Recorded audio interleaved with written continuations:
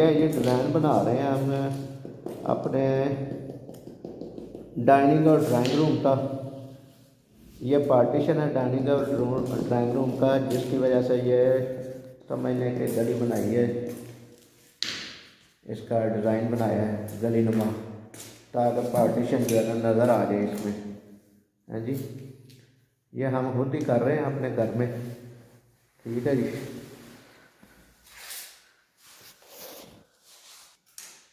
ये देखें जी, माशाल्लाह जी, डिज़ाइन तकरीबन मुकम्मल होने को है, थोड़ा सा रह गया, लगा रहे हैं हम बांड के साथ, जिस मसाले के साथ लगाते हैं वो मसाला थोड़ा थोड़ा लगा के, ये आगे जो है ना हमने वैसे लगाया हुआ है, इसको उठाते हैं मसाला लगाते हैं और सेट कर देते हैं। कटाई में भी बड़ा टाइम लगा इसमें और कटाई भी करते रहे हैं।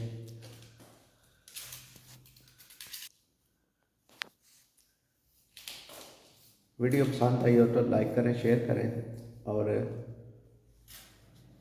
हमारे चैनल को फॉलो करें।